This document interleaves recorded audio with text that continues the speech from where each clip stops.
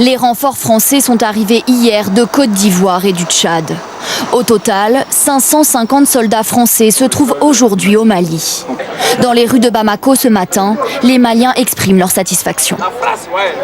On est vraiment contents, tous les Maliens sont contents. Merci la France, remercie la Surtout, France. On ne dormait pas vraiment. Les François Hollande. Aujourd'hui, l'offensive se poursuit.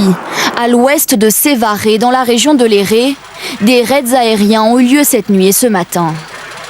Mais à l'est vers Douenza, les interventions françaises et maliennes ont bloqué la progression des islamistes. Pour le ministre de la Défense, difficile de savoir quand ces opérations vont s'arrêter. Les combats se poursuivent, c'est pas fini. Une opération de ce type ne se mène pas en 2 jours. Il y a des raids il y a des raids en permanence, il y en a en ce moment.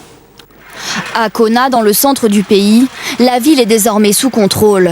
Selon l'armée malienne, une centaine d'islamistes a été tuée et parmi eux, un lieutenant du groupe terroriste d'Ansardine, Abdelkrim Dikojak. Les combats ont par ailleurs fait 11 morts et une soixantaine de blessés dans les rangs de l'armée malienne. Côté français, le lieutenant Damien Boiteux a été mortellement blessé. Il était père d'un enfant. Mathieu Mabin, notre envoyé spécial, est en ligne avec nous de la région de Mopti. Quelles sont les dernières nouvelles du front à Gao et Tombouctou, Mathieu ?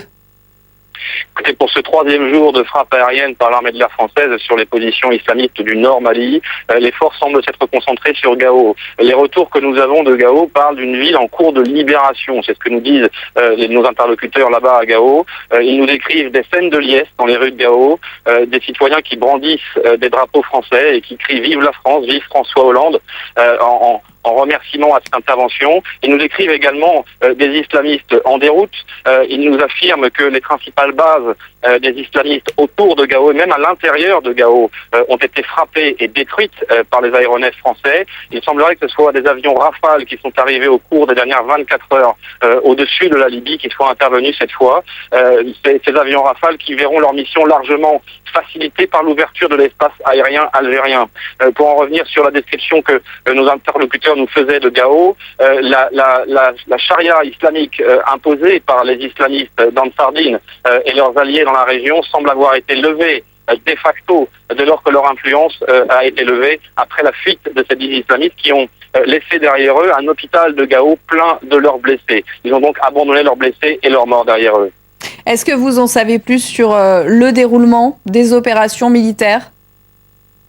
Oui, on voit se dessiner au cours des jours, au terme de ce 3e jour, la stratégie française pour l'attaque et la destruction des points névralgiques de ces mouvements islamistes du Nord Mali.